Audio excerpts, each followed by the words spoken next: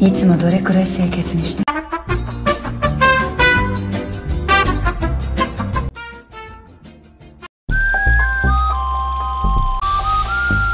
Halo para netizen yang budiman dimanapun kalian berada, bagaimana kabarnya? Kembali lagi dengan saya Bang Ucup, si manusia jadi-jadian yang selalu bahagia meskipun hati sedang terluka. Di video kali ini saya akan merangkum sebuah film yang berjudul Callboy, yang bercerita tentang seorang mahasiswa bernama Rio yang bekerja sebagai lelaki panggilan para tante-tante konglomerat. Film yang diangkat dari novel berjudul Shonen ini diperankan oleh sang pemeran utama, yaitu Tori Matsusaka yang berperan sebagai Rio dan Sei Matobu yang berperan sebagai Shizuka. Dan untuk mempersingkat waktu, langsung saja miringkan HP dan otak Anda, bergegaslah ke kamar mandi Anda, hayalkan mantan Anda, nyalakan YouTube mode gratis Anda, dan mari menonton.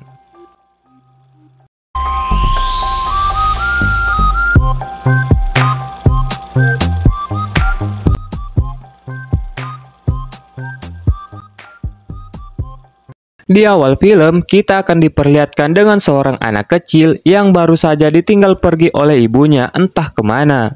Sang anak kecil itu pun telah tumbuh dewasa seorang diri. Ia bernama Rio. Rio adalah seorang mahasiswa yang untuk memenuhi kebutuhan sehari-harinya, ia harus bekerja paruh waktu di sebuah bar tidak jauh dari tempat tinggalnya.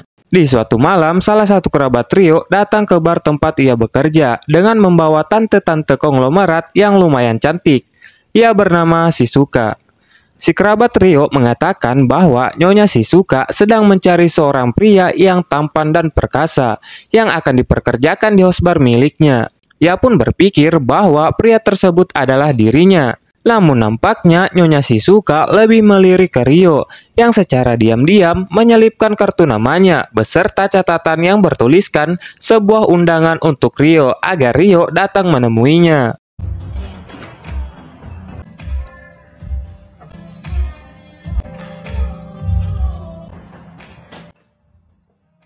Sepulang bekerja dengan sebuah mobil mewah, Nyonya Shizuka datang menghampiri Rio untuk kemudian membawa Rio ke host bar miliknya. Setelah sampai di sana, awalnya Rio mengira maksud Nyonya Shizuka membawanya ke host bar tersebut adalah untuk mengajak Rio bersenam ranjang dengannya. Namun ternyata faktanya maksud dan tujuan Nyonya Shizuka yang sebenarnya adalah yaitu hanya untuk mengetes dan menilai seberapa perkasanya Rio dalam berhubungan seksual. Yang jika Rio telah memenuhi syarat dan kriteria yang diinginkannya, maka secara langsung Rio lulus dalam tahap seleksi pria perkasa yang akan ia pekerjakan di host bar miliknya. Dan untuk melakukan semua itu, Nyonya Shizuka pun memanggil seorang wanita tunarunga yang tak bisa mendengar dan tak bisa berbicara sebagai media penilaian untuk tahap seleksi tersebut. Wanita itu bernama Sakura. Nyonya Shizuka pun memerintahkan mereka berdua untuk melakukan aksi senam ranjang yang ia saksikan langsung tepat di hadapannya. Hajimete.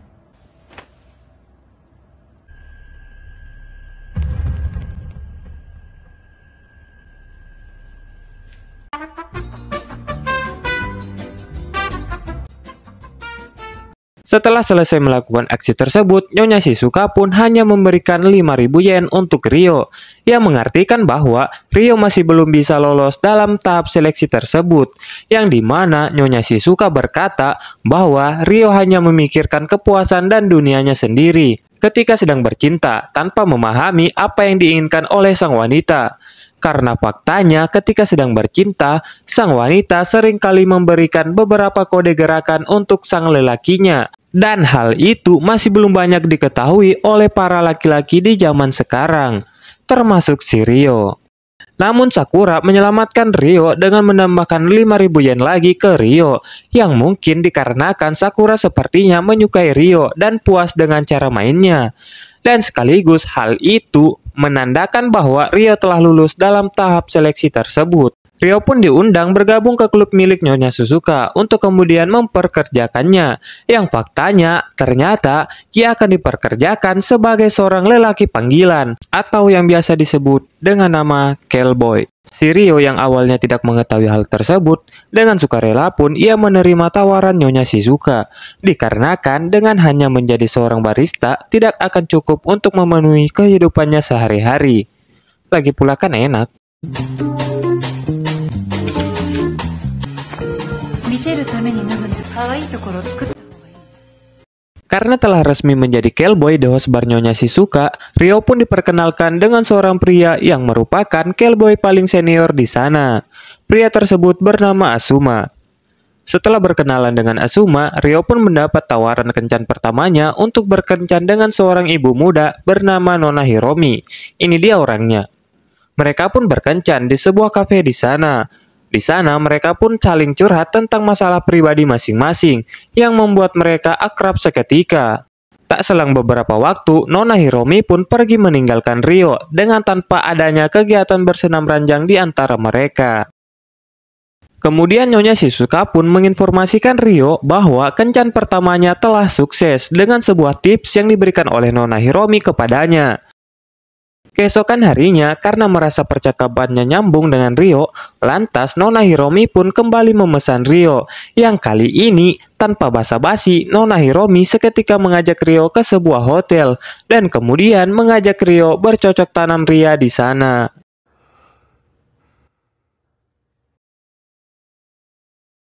Singkat cerita, janda pun tiba. Di suatu malam yang terang benderang, Rio kembali mendapat pesanan dari seorang tante-tante berkacamata yang bernama Etsuki. Seperti biasa, perkencanan mereka diawali dengan makan-makan, lalu kemudian cerita-cerita, dan akhirnya pergilah di hotel. Di sebuah hotel itu, Tante Etsuki curhat mengenai masa lalunya. Ia teringat di masa lalu saat ia masih duduk di bangku sekolah dasar.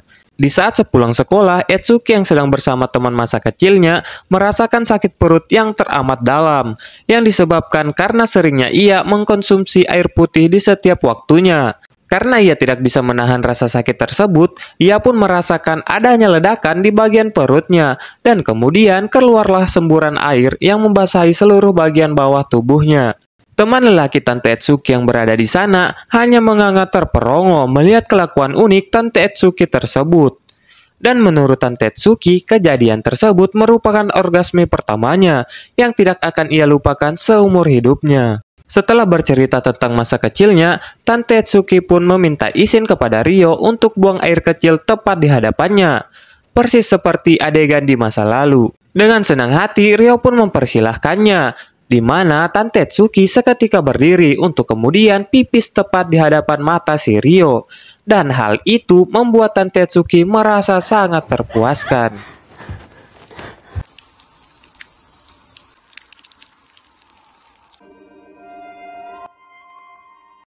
Karena si Rio sering mendapatkan bonus besar dari para kliennya, Nyonya Shizuka pun mengapresiasikan hal tersebut dengan mentraktir Rio makan di sebuah rumah makan di sana, beserta dengan Sakura. Di momen tersebut, Rio pun bercerita bahwa 10 tahun yang lalu, ibunya telah meninggal dunia yang disebabkan dari penyakit serangan jantung yang dideritanya. Sebelum kepergiannya, ibunya sempat mengucapkan kata-kata terakhirnya dengan berkata, "Aku akan kembali sebelum malam. Jadilah anak yang baik dan tetaplah di tempat tidur." Dan kenangan itulah yang selalu ia mimpikan di setiap malam. Mendengar hal itu, Nyonya Shizuka pun merasa sangat tersentuh untuk kemudian memeluk Rio yang sedang menangis. Sementara itu, Sakura juga terlihat menyemangati si Rio sembari berkata, "Lu punya mulut, lu punya suara. Tapi bagi gua enggak, nyet. Gua kan bisu.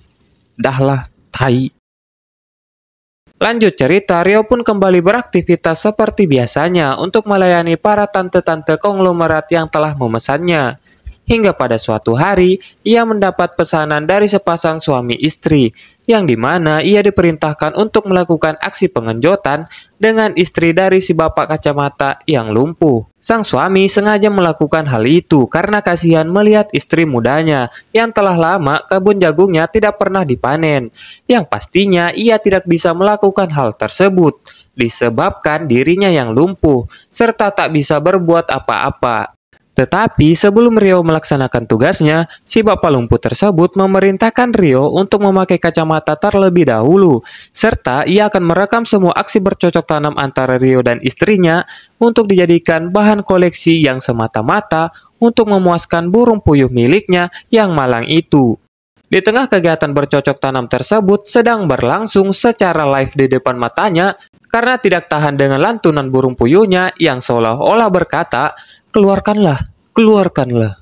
Si bapak kursi roda pun seketika melepas kamera di tangannya dan kemudian memainkan burung puyuh miliknya, yang pada akhirnya cairan susu kental manis keluar secara bersamaan dari pabrik yang berbeda.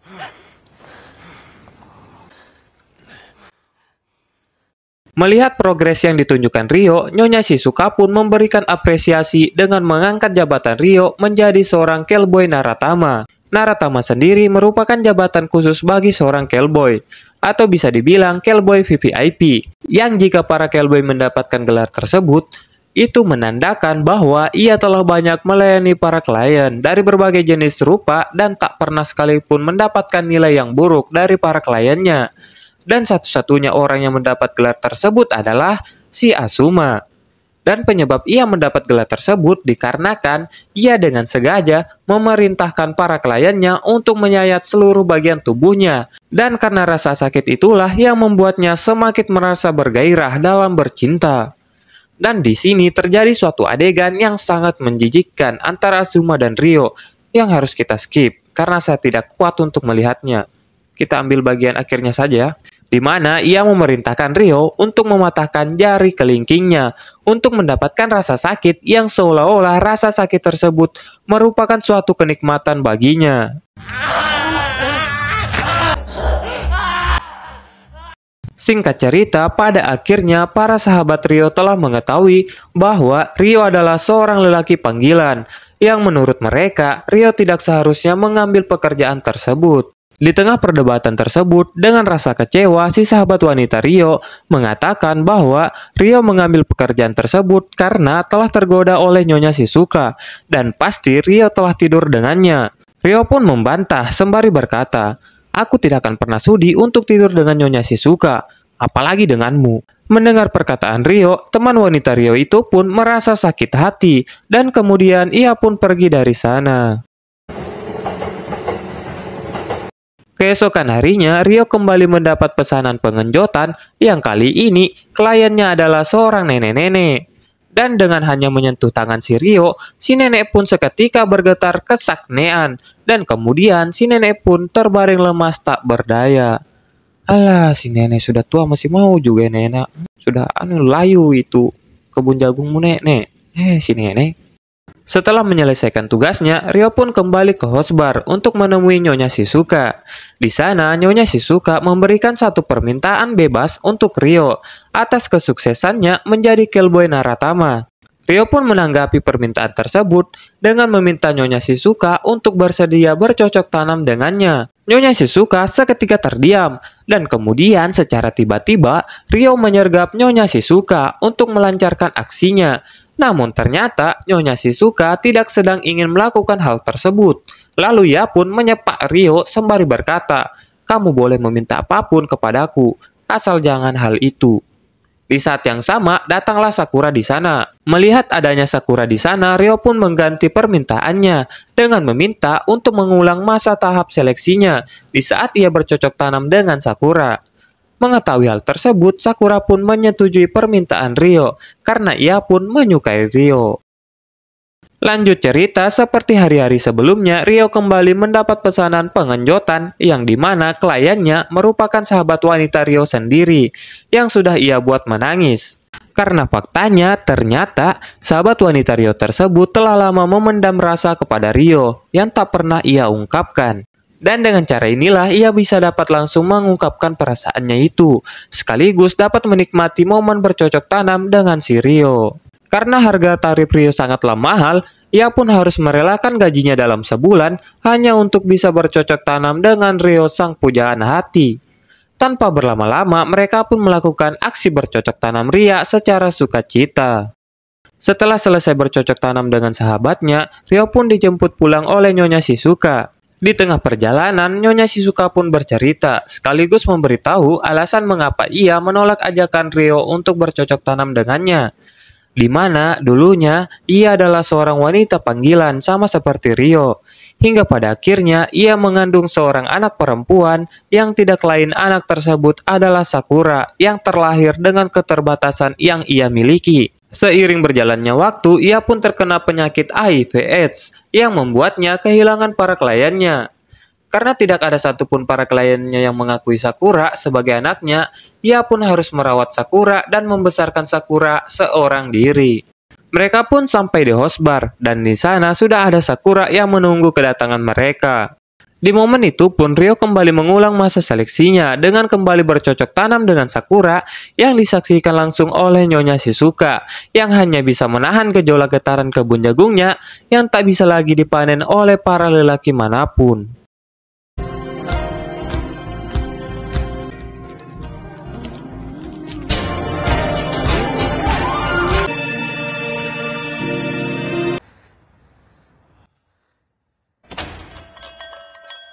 Setelah beberapa hari berlalu, Rio yang baru saja terbangun dari mimpinya dikejutkan dengan kedatangan Sakura yang membawa surat yang diberikan Nyonya Shizuka untuknya.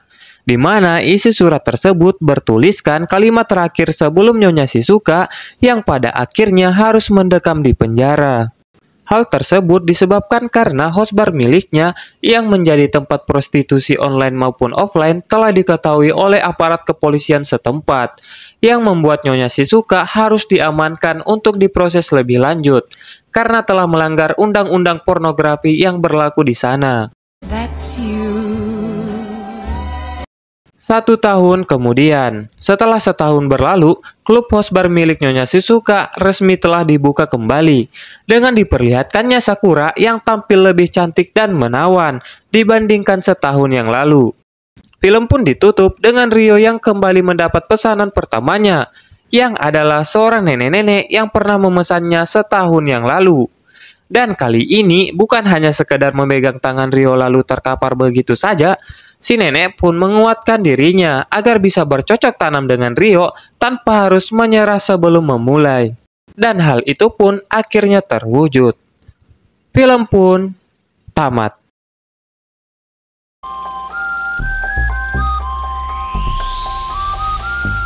Dan itulah tadi seluruh alur cerita dari film yang berjudul Cellboy. Nah, di sini siapa dari kalian yang ingin jadi cellboy atau laki-laki panggilan? Kapan lagi coba sudah dapat enaknya, dikasih lagi uang. Ya walaupun tante-tante. Jika ada yang mau, hubungi saya ya. Nanti saya infokan ke Nyonya Shizuka. Kebetulan saya juga pernah lama tinggal di Jepang, jadi tukang fotokopi keliling di sana. Oke? Jika ada kesalahan pengucapan kata, karakter, dan sebagainya, mohon dimaafkan ya para netizen. Jangan lupa tinggalkan subscribe, like, share, and komen agar saya lebih semangat lagi buat konten-konten berikutnya. Saya Bang Ucup mengucapkan sampai jumpa di video selanjutnya. Bye-bye netizen.